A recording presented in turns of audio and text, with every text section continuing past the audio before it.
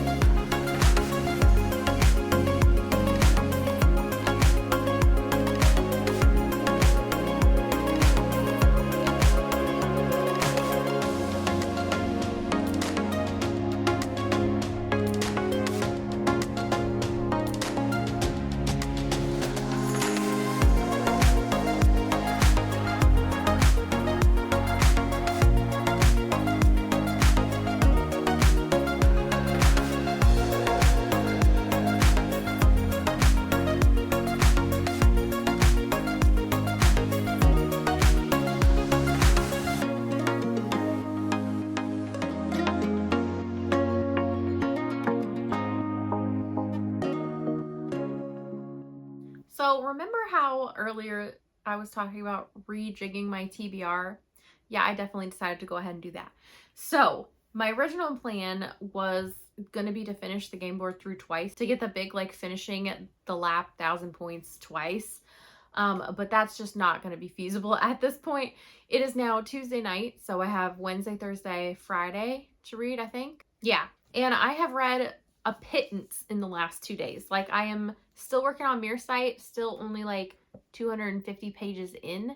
So I have a good chunk of this left, plus 5 other open prompts that I could be utilizing. And I had some really crazy chunkers on my TBR plan to get me to get around the game board twice. It's just not going to happen at this point. Like, even if I did nothing else but read, I don't even know if that's feasible. So I definitely decided I was going to make my life easier and rejig some things. So I will put my new plan up here, but essentially I can tell you what prompts I have open remaining and what books I've slotted there. So just to be clear, I am keeping this on my TBR, and I'm definitely planning to binge the heck out of it tonight and into tomorrow. And I have, so this will be for my Discord buddy read because we have a read along of the series over on the Discord. And then I snagged our TBR whiteboard from our bedroom. Usually Jake and I have this hanging on our wall and we just write like our TBR for the month there, but I just thought while I'm updating you, it'd be easier for me to just bring it out to look at it. So in prompt 1 and 3, prompt 1 is somebody walking on the cover and prompt 3 is a character in a life or death situation. I have decided to slot the second and third book in the S.T. Abby series that I started on last week's vlog. I think it's the Mindfuck series, but book 1 is The Risk anyway. Book 2 is called Sidetracked and book 3 is called Scarlet Angel. Book 1 I really enjoyed, gave it 4 stars, and it left off on a cliffhanger, and so I was actually kind of sad that I wasn't going to be able to read it until after my readathon stuff was over anyway because it would mess with my game board. Well, now I've put it into my plan so I can get it sooner. I did make sure that my library had the audio for both of these available now because that's the way I've been accessing them, and they did, so I went ahead and borrowed them. They are mine for the next couple weeks, and I will definitely be getting to those. So in prompt 6, which is the book that either has been adapted or is being adapted, I've kept The Long Walk on my TBR, but I've moved it down to that prompt. And this has definitely got a brand new adaptation that I watched in the theater with Jake. If you're wondering, I liked it, but I didn't love it. I have not yet read the book, so this will be a first time read, but obviously I know a lot from the movie, and I knew kind of like the ending of the book before going in to watch the movie, but I'm definitely curious to get to this one, and there is a buddy read chat for it on the Discord this month, so I'm looking forward to seeing everyone else's thoughts about it as well when I get the chance to get to it. In prompt 11, which is a character running from someone or something, I have moved the last book on my plan. This was on my previous plan and it is chunky, and I'm not sure if I'm going to have time to get to it, if I'm being honest. But if I do, I left it on the TBR just in case because I do want to read it, and it is a buddy read this month as well. It's Blood Over Brighthaven by M.L. Wong, and I have read chapter 1 of this. This definitely features a character running from someone or something. M.L. Wong does not pull her punches, and I am very intrigued based on what I know of this so far. In prompt 14, which is a bully or mean-spirited character, I'm going to be slotting a reread of Confessions by Kanai Minato. So this is one of my favorite thriller horrors, and I read it back in 2019. So it's been a hot minute. I don't remember a ton, and we do own this on audio as well. It's a nice short one, and one of the Keymark Monster Hunter prompts is to do an old reread. And so in rejigging my TBR here, I messed that up because I don't want to read Outlander this month. I don't have time for a 1,400 page book in 3 days, as well as other things. So that is it for the prompts I have left open, what books I have slotted in them, and I'll put the game board up here of the order I'm going to be reading them in so you can see where I plan to land. So the silver lining of this is that I actually get to land on the 5th bonus square in this new plan. I wasn't going to be able to hit all 5 bonuses in my previous plan, but I do get to do it this time. So I am looking forward to creatively coming up with something for a new redesigned Stephen King book cover. I have no idea what I'm going to do yet, but it'll probably be silly and outrageous, and it won't be me drawing because I do not have artistic talent when it comes to visual arts. All my artistic talent seems to be musical. Definitely it's not in the visual art category. But anyway, that is my rejigged plan. As you can probably tell from the B-roll, I have done a lot of adulting in the last couple days, which is why my reading has suffered and I need a new plan. But you know what? It has felt good. Like I basically had this situation where I want to be reading and I'm enjoying what I'm reading, but I have like this mental to-do list going in my head, and the longer it's getting, the more like frustrated and antsy I'm getting. And so it has felt really good to just kind of like knock out a whole ton of things on that list. I got a bunch of editing and scheduling done for my channel. I did a bunch of meal prep with some of the groceries I got in the grocery haul you guys saw in last week's vlog. Some of the things were kind of getting to the like use it or lose it sort of point. I had intentions of doing it last week, but I had a couple days where I just wasn't feeling great, and so meal prep in those days just didn't happen. So I got that out of the way, got some food in the freezer, which also feels really good because I did kind of have a spell earlier in October where I had the flu and then a couple days where I wasn't feeling good. And so kind of like the freezer meal stash we had sort of got a little depleted with that. I do like to have things on hand for when I kind of have those like, oh, I just really don't feel like cooking today, or I just like, there's no way it's happening, but I still want to eat something relatively healthy and I want to be able to not have to get takeout. So yeah, freezer meals are my favorite for that. I can just pull them out, heat them up, and I know what I'm getting because it's a recipe I've made before and I enjoy it. Having freezer meals is definitely one of my favorite kind of strategies for avoiding a lot of unhealthy takeout food and also just for staying on budget. So it's kind of a win-win. I also got to do the final scoreboard update for the readathon today before the final scores. So it was fun to kind of go in and tally and see where everything was at and get the updated statistics for everything. I definitely enjoy seeing stats for the readathons. It's a whole rabbit hole I could go down. I'm hoping that you guys participating also enjoy seeing some of that too. But I think my favorite is just seeing all the bonus submissions, honestly. Like, it's so entertaining to see what everybody comes up with and submits for all of their bonus challenges every readathon. So I don't think those are going to be going away anytime soon. But yeah, sadly, I don't have more to talk about in terms of like what I've actually read in this update. But I have a new plan. It feels feasible and achievable. Like I said, I don't know if I'm going to get to Blood Over Brighthaven, but if I don't, that's okay. I did sign up to the readathon as like a heavy but not max reader. Normally when I do our readathons, I always commit to being a max reader and I see that through. But I knew that the last couple months and like really this whole year in particular, my reading hasn't been at the level where it used to be. And I just didn't want to put the pressure on myself. So if I don't end up maxing out, it is definitely okay. It shouldn't mess with my team because I was estimated as a heavy but not max reader. But I have gotten a lot done and I am ready to dive into reading in the next little while. So you will be seeing me tomorrow.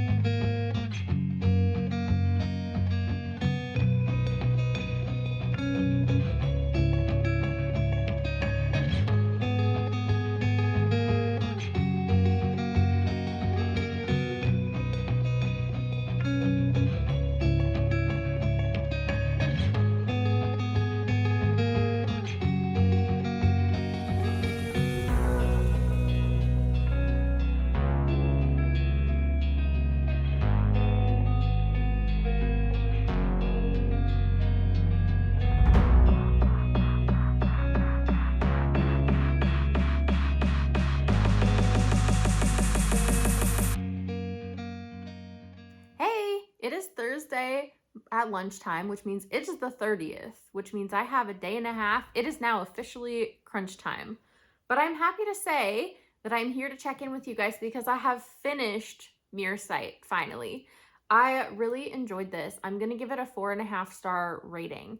The main reason it's not a 5, I think, is because it kind of strays into its own aside away from like a lot of what the main series is encountering.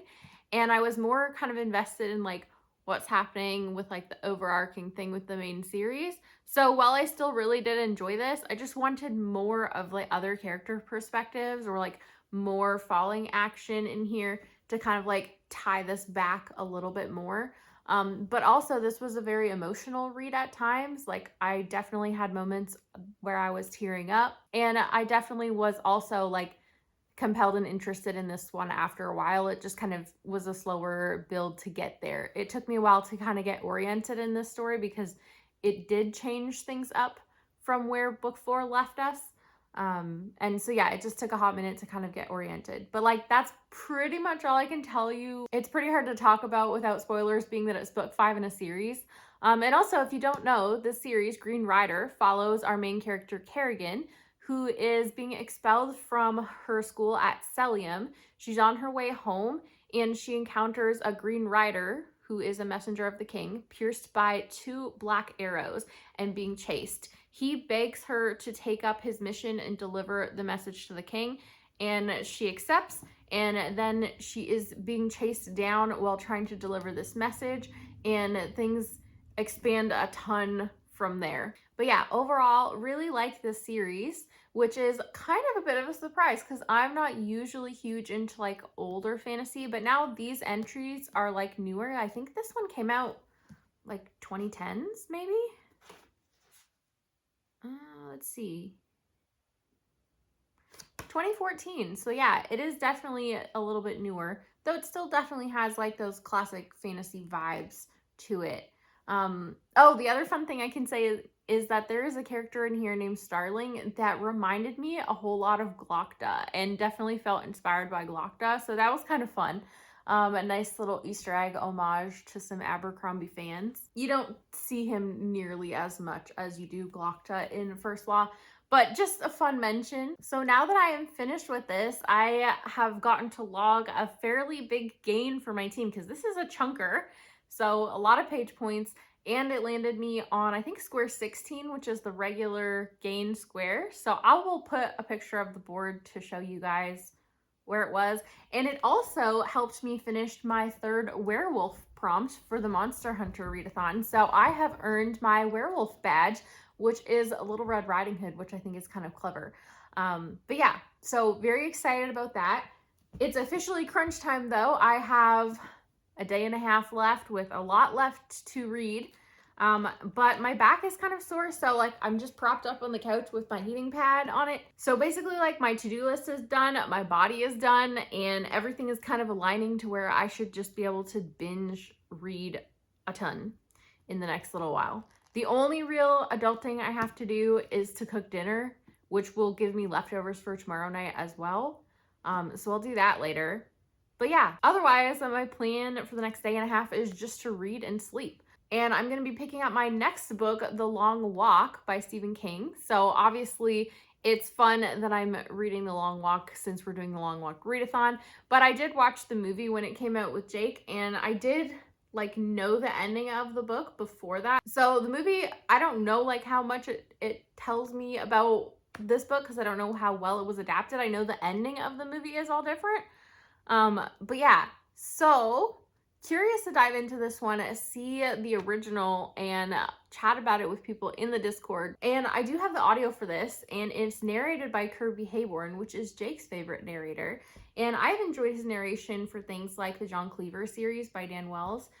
So yeah, definitely looking forward to this one, and I will check back with you guys once I have some thoughts on this.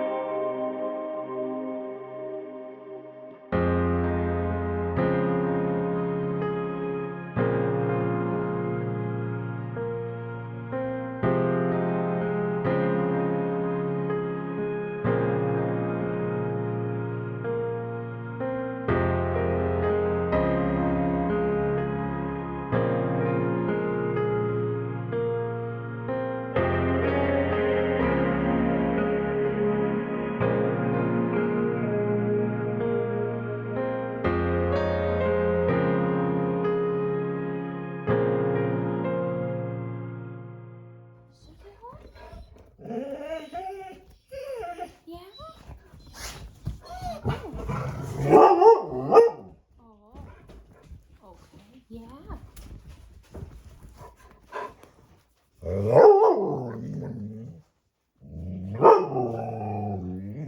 you go say hi. Hey, so I have passed the halfway mark in the long walk.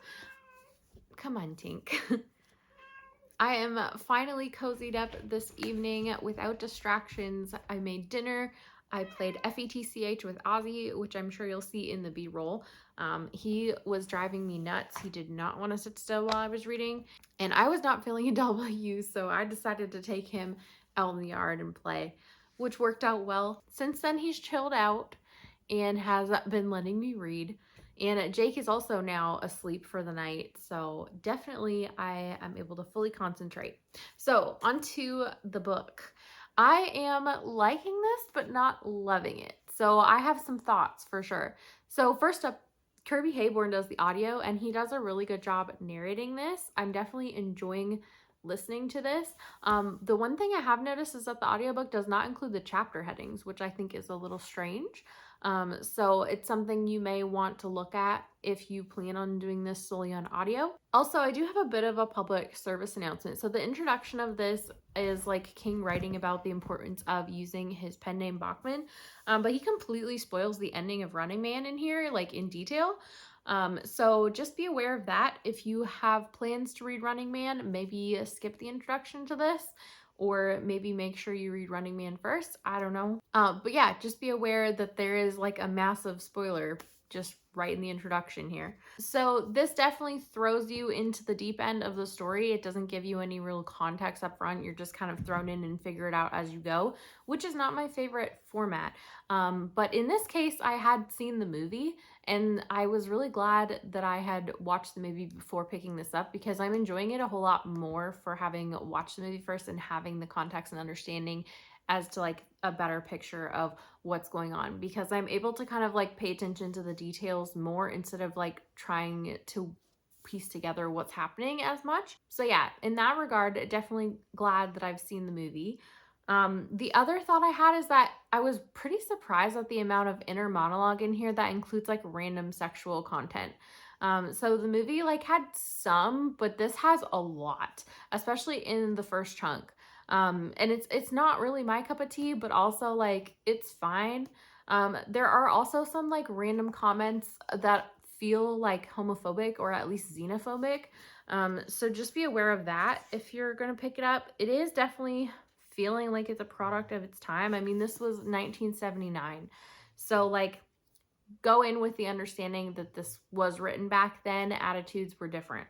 And the element to this that I'm enjoying the most is kind of exploring all of the character backstories. So like as these characters are walking, we're having some conversations in the group, and like different ones are kind of giving snippets of their lives and backstories. And that's definitely the most interesting aspect of the book for me. Definitely the highlight is when somebody's backstory is being shared. But yeah, so I'm liking it. I'm not loving it. I will check back in with you guys when I finish it.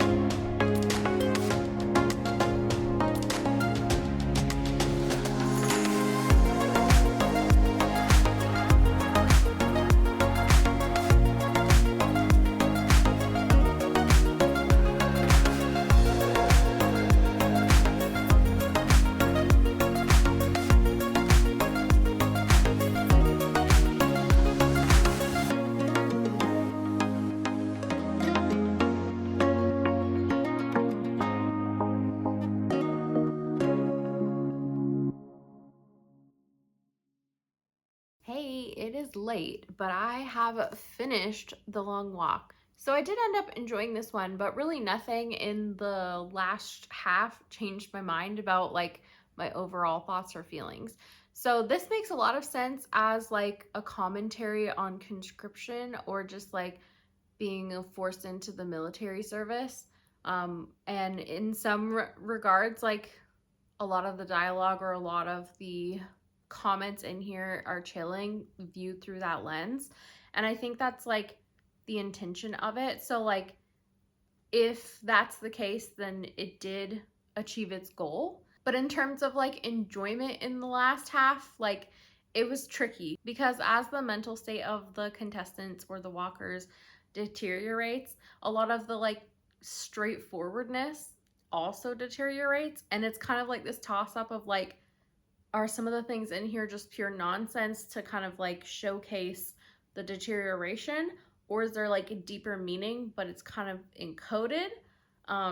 So it's a lot of like, I don't really know fully what to think just yet. Definitely like the last sections of this and the ending leave a lot of room for interpretation, which isn't my favorite. I prefer when an author is like more straightforward and making a point. But yeah, I think those things kind of coupled with my earlier thoughts definitely play into my enjoyment. And I will say like this one did keep my interest throughout. Like I didn't really find my interest waning even though I binged it, which is pretty good. I think I'm gonna decide on a 3 point, I'm not sure if it's 3 point, I think I'm going to decide on a 3.5 star rating for this one. There are definitely really strong aspects to it, but then there are also things that don't really suit my taste either. But yeah, all in all, glad I finished it. It is fun too, like having it designed to Long Walk Readathon before really seeing the movie or reading the book and not having like any idea as to the content other than the premise. It's interesting to see like how many things on the game board are like things that actually happen in the novel, because yeah, like it was a total guessing game for me. I mean, Jake had read the book obviously, but I didn't know like what was gonna happen to the characters, what obstacles they were gonna face throughout the Long Walk. So it's kind of fun that there's some overlap between the game board and things that actually happen in here. Just like a fun perk of reading this one. But yeah, I think that's basically all I have to say on this one. I can't remember where this is going to land me on the game board, but I will put the thing here for you guys to see. And I'm pretty sure that this helps me finish off my zombie badge for the Monster Hunter Readathon, so that's exciting. And also, if you watched my vlog last week, you'll know that I read The Risk by St. Abbey, and that one I really enjoyed and it ended on a cliffhanger. So I was desperate to continue but couldn't because of the readathon plan until I rejigged my plan. So I'm excited that that is my next read, and even though it's late and I'm a little bit tired, I'm definitely going to start it tonight because I feel like I'm not quite ready to crash out just yet. So I'll definitely at least get a good chunk of it in tonight. And it is also funny, like the dogs are both pretty flaked out, like they're definitely down for the night. And I'm getting some very sweet snuggles from Ozzy. He's just laying on my legs over here. So I'm gonna enjoy some snuggles and some more reading. And I need some answers as to what is happening next in that series. So I'm excited to dive in, and I will check back with you guys later.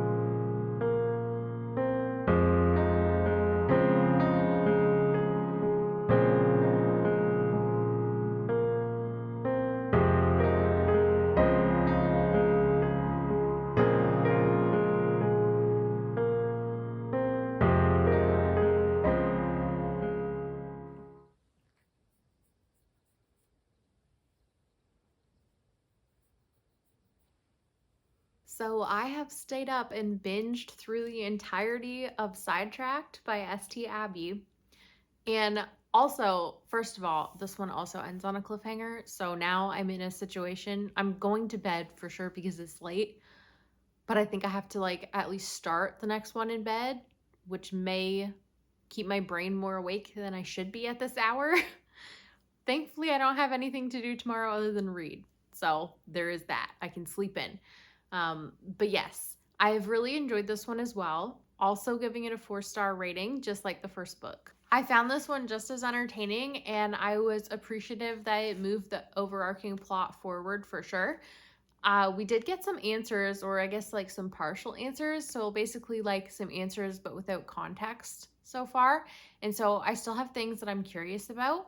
And I know that like more of an explanation is going to be forthcoming, but it's satisfying to get like some semblance of an answer so far.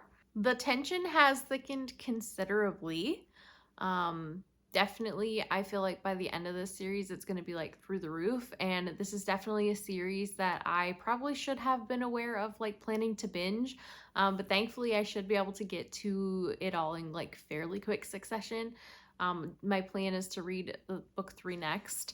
And then I have a couple other things to read for the readathon, but then book 4 and 5 are on my November TBR, which will round out the series for me. So I shouldn't have to wait too long to find out all the things, which I'm thankful for. And I believe that I've landed on space 20 with this one, which is the bonus to redesign or recreate a Stephen King book cover. So I will figure that out in the morning as well. I have no idea what I'm doing for that yet, but that's tomorrow Stacy's problem. So yeah, I definitely enjoyed this one. I'm glad I got to it and am eager to jump into book 3 next. Also, before I go to bed and disturb this, how cute are these two right now? Are you guys having a cuddle? Are you guys having a cuddle? Hmm?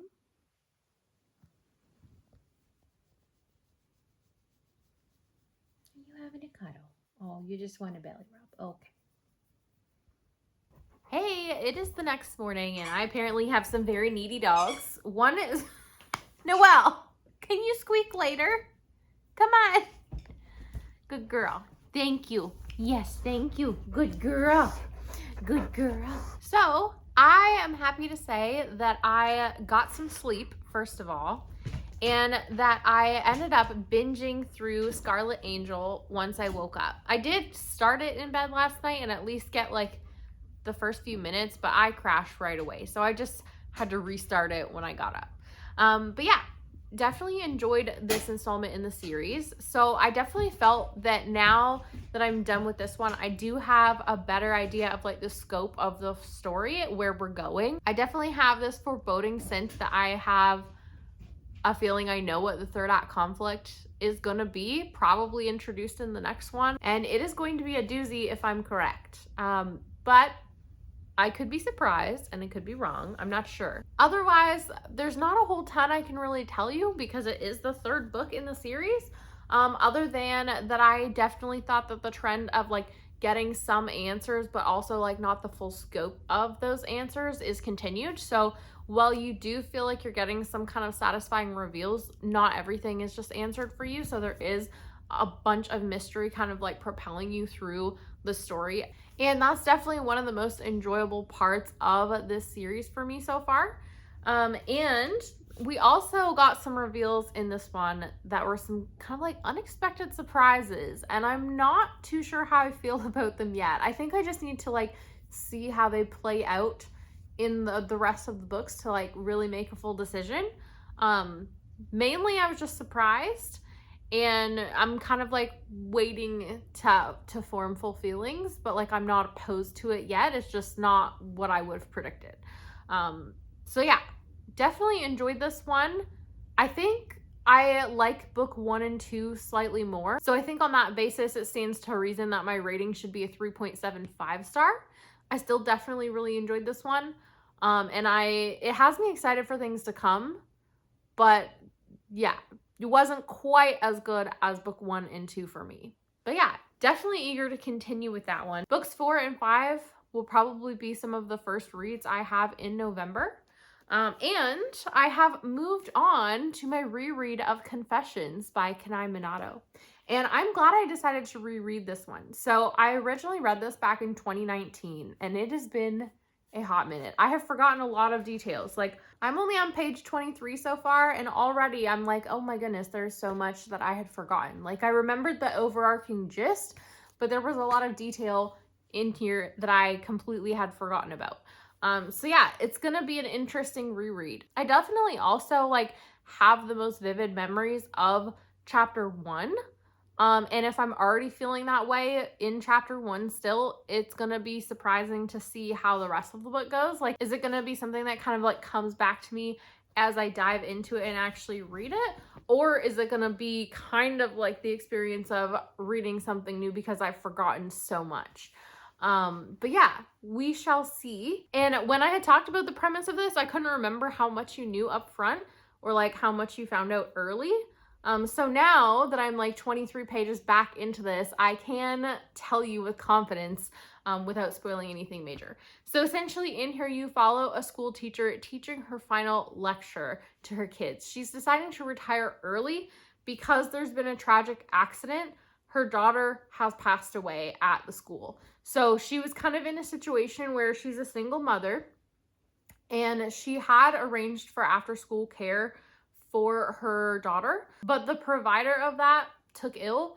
So she essentially had this short-term solution of bringing her daughter to school with her for like the last couple hours of her workday after the daycare had closed. And her daughter had like regular routines at the school. Like some of the older kids would kind of take her under their wing and play with her, or she would wait in the nurse's office, like that type of thing. So a lot of this book does deal with her daughter's death. So the storytelling style of this is unique in that there are only a few chapters, I think 6, and I'm pretty sure 5 of them are told from different perspectives. And essentially each perspective has some new information or something to contribute to the overall story of her daughter's death. There are also some pretty interesting reveals in here, if I remember correctly. I do remember specifically what 2 of them are, but not what all of them are. So I'm definitely looking forward to that and seeing if the experience is just as good or better on reread. Otherwise, very happy, and this should be knocked out in a few hours around dinner time, leaving me with the entire evening to try and binge as much of Blood Over Brighthaven as I can. But before I get into that, I just remembered we didn't talk about the game board. So finishing Scarlet Angel put me on square 21, which is Pizza Party, which is a gain of 600 points for my team. Yay. Definitely an exciting one to be landing on towards the end of the readathon. I have not looked at submissions today, so even I do not know the state of the scores at this point. But I'm just going to try and gain as much as I can for my team and see how it all shakes out after they close tomorrow. I did not use either of the St. Abbey books towards the Monster Hunter readathon because they didn't fulfill my remaining prompts.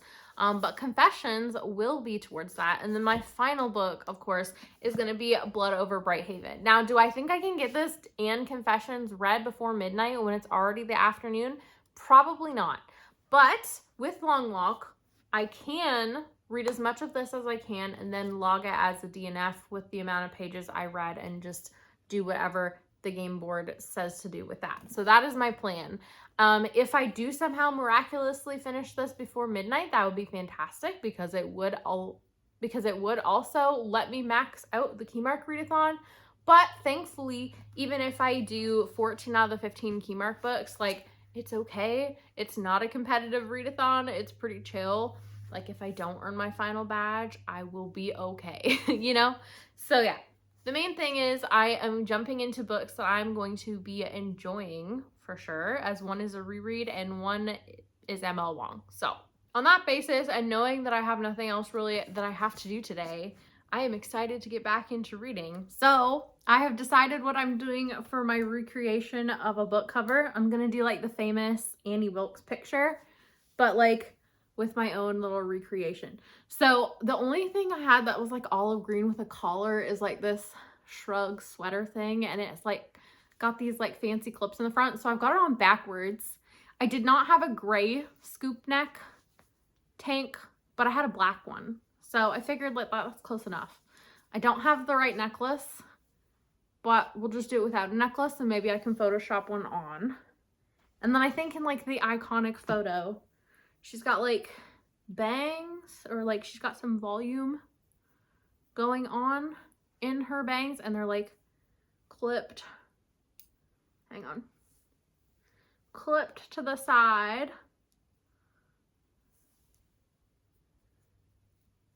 Approximately like so. Now her hair is much shorter, but I'll hide most of mine behind my shoulders and just kind of do that.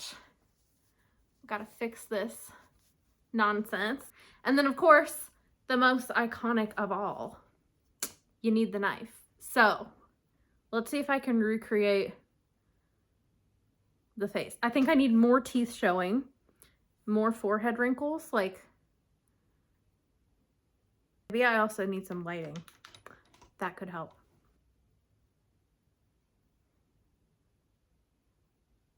All right. I'm hoping there's something useful in there. We'll see. I'm back. It is, what is it, like 9 o'clock? 9 o'clock. Yeah, so there's still 3 hours to go. I kind of hit a wall while I was reading Confessions, not because of the book. I really enjoyed my reread of this. I'm giving it 4.5 stars.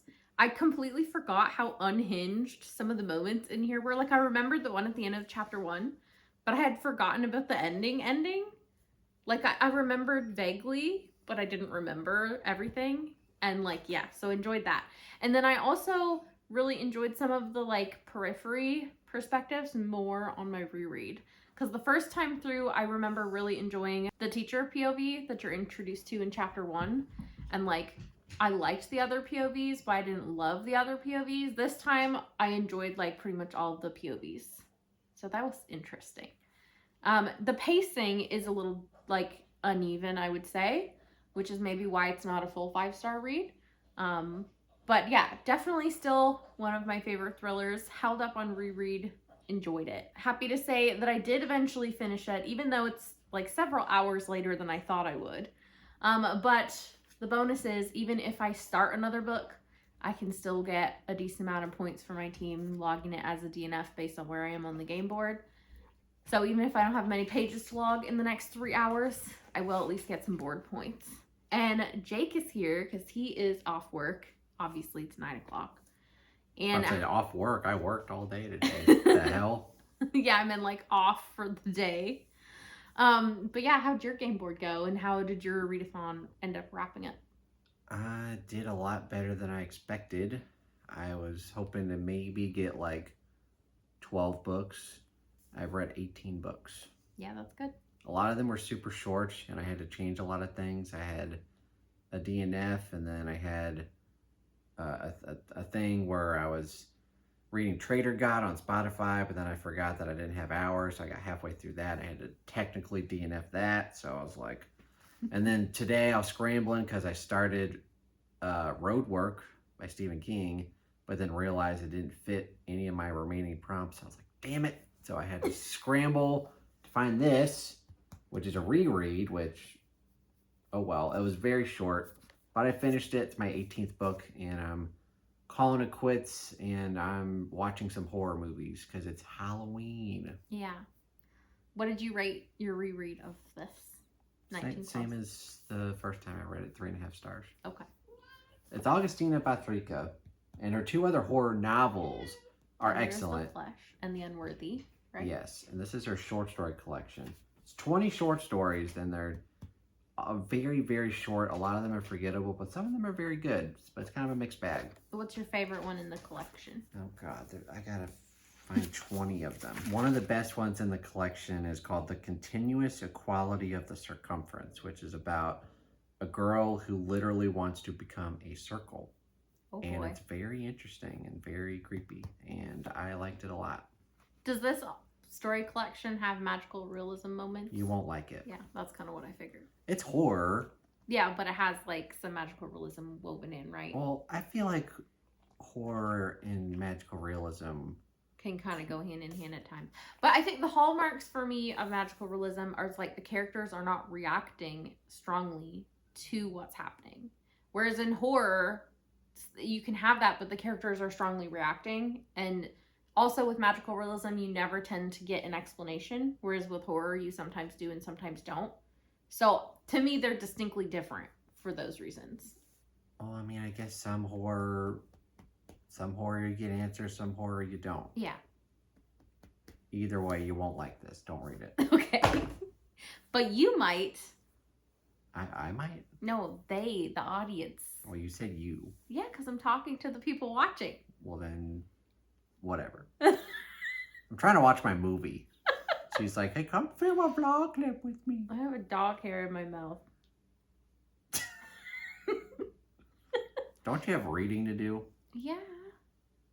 I still have another book to start. Well, you got less than 3 hours left. I can do it. Finish a book? No. But I can start it and at least get some points. Well, I'm giving up on that. I'm watching some horror movies. I watched Talk to Me for the first time, and that was really good. And now I'm watching, I don't know if it's a sequel, but I think it's by the same people. It's called Bring Her Back, and this is supposed to be one of the scariest movies of the year. So I'm probably going to fall asleep because it's already 9 o'clock, but I'm going to try my best to stay awake. He's definitely going to be sleeping. There's no way you're going to last until 10:30. Well, I might fall asleep on the couch, but oh well. Oh, babe.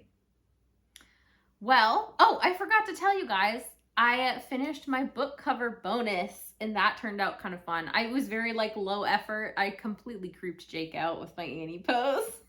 A little too on the nose, yeah.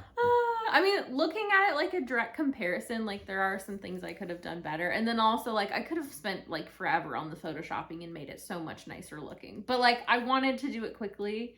And for the amount of effort I put in, I think it turned out pretty well. Help. He's fine. I promise. Blink twice.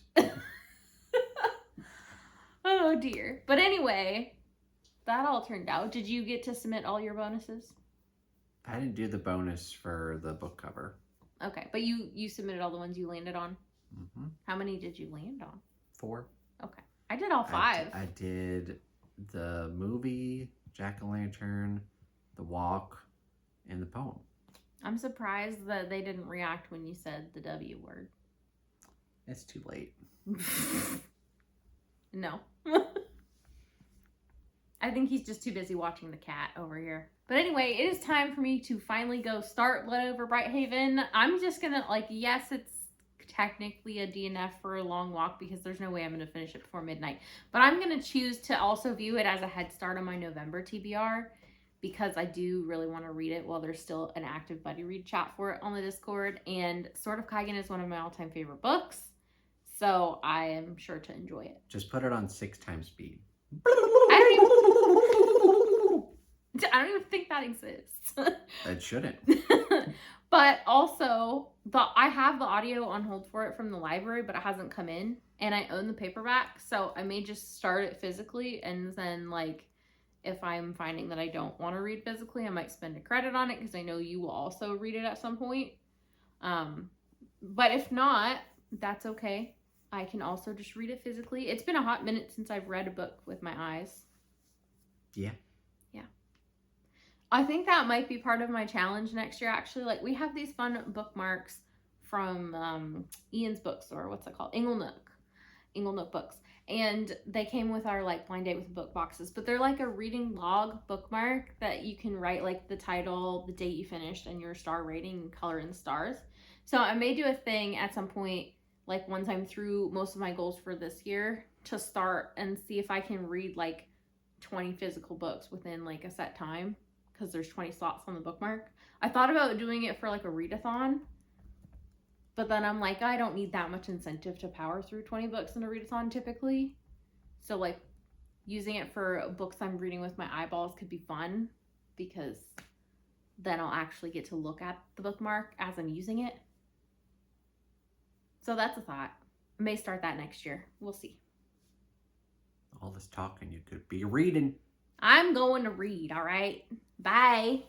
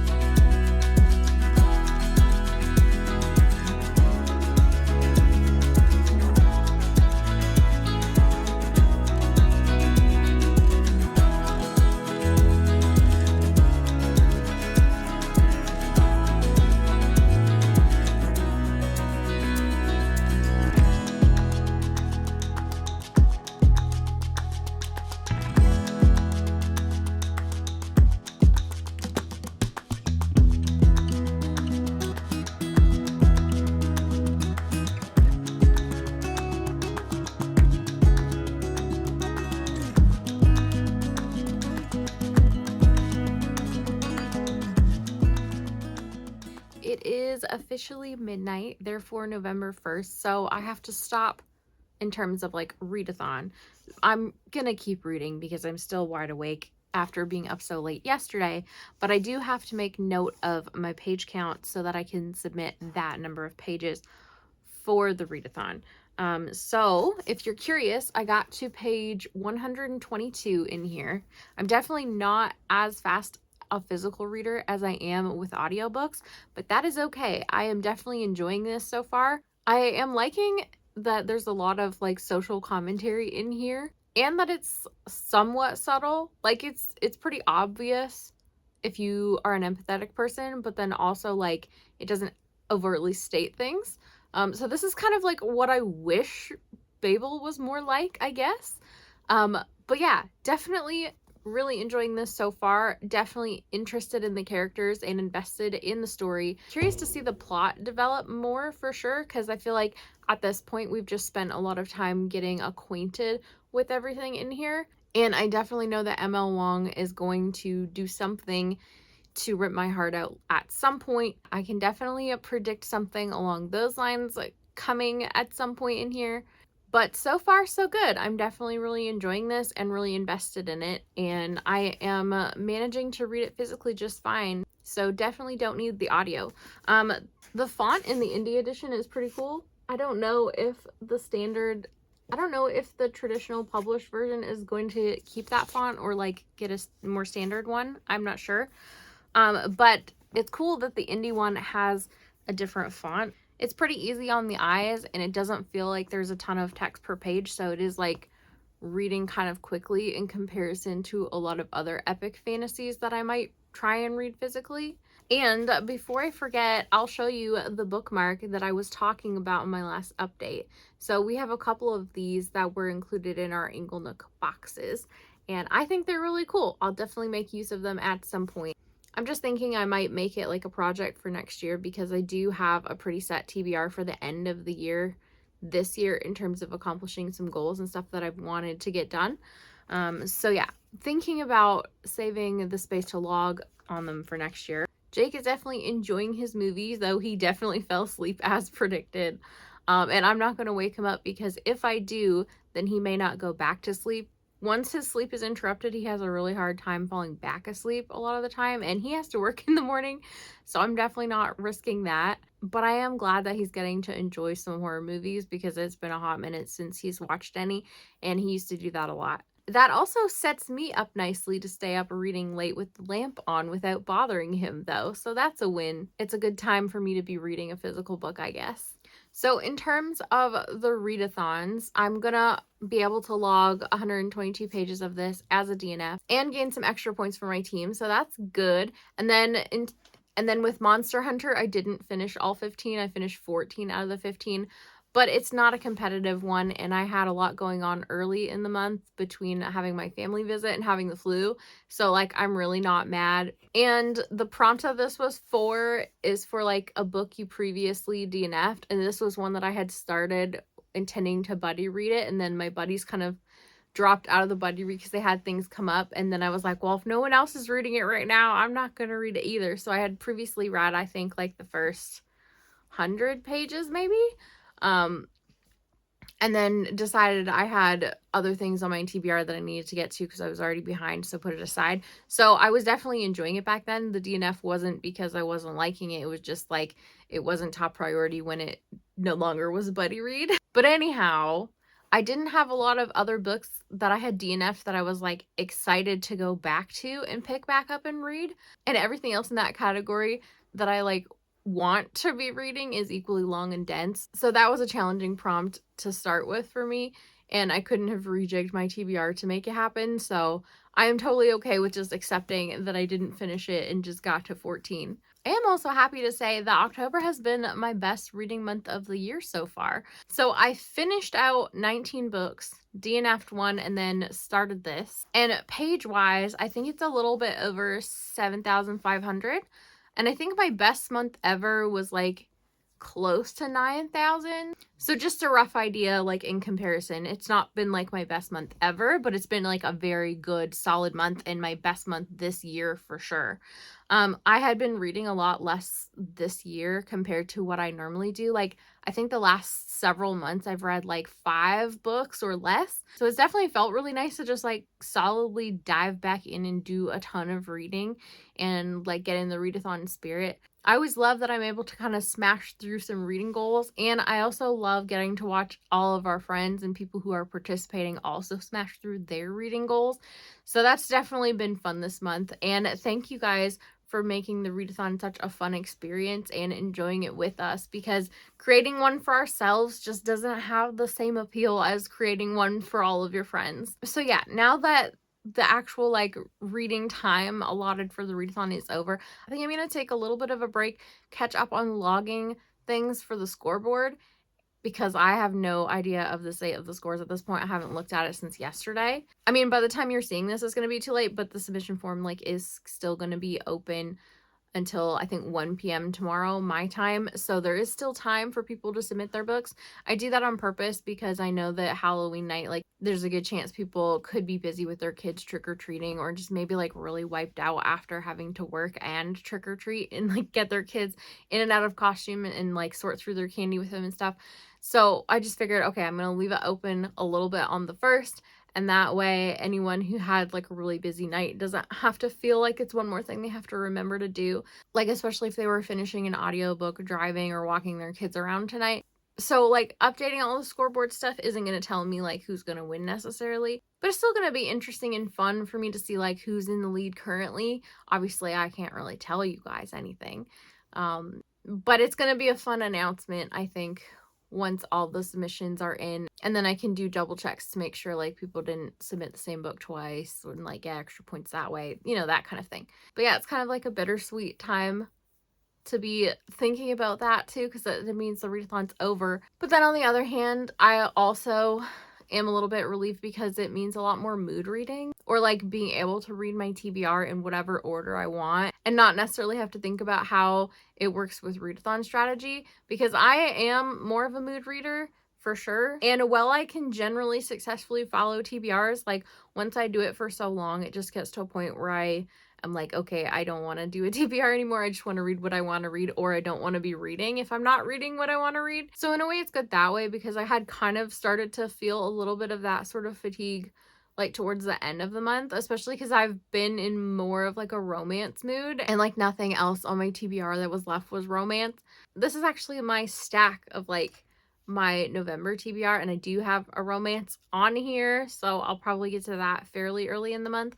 And then also I've been binging through the St. Abbey series and been enjoying that. They all kind of leave off on like a big reveal or a big cliffhanger, so I'm eager to pick up books 4 and 5 in there and binge through that. Anyway, this has been a very, very rambly update. So I'm just gonna say that if you did the readathon with us, I'm hoping that you enjoyed yourself, that you smashed through your TBRs, that you found a new book that you enjoyed. And thank you for participating, of course. And if you didn't do the readathon, don't worry, because we always have another one in the works. We'll probably be back in April with the next round of Battle of the Bands. We typically do April, July, and October. This past year, July got messed up because the time that I would normally prep for that, I was prepping for my green card interview. So that ended up just not being realistic to pull out last minute. But in 2026, hopefully we'll be back to doing 3. And we definitely have some interesting, solid ideas for the themes for each of the readathons we want to do next year. So that is exciting. I mean, I'm already excited about it, and I haven't really seen it come together in terms of like prompts or like inspiration for the prompts just yet. So it'll be even more exciting to like get to the planning phases of this. But anyhow, the point is that we always have another one on the horizon if you missed out, or if you're just missing this one already. So I'm gonna go do those things, and then I will probably check back in with you guys one more time before I get sleepy, as long as I don't like hit a wall and get sleepy really quickly.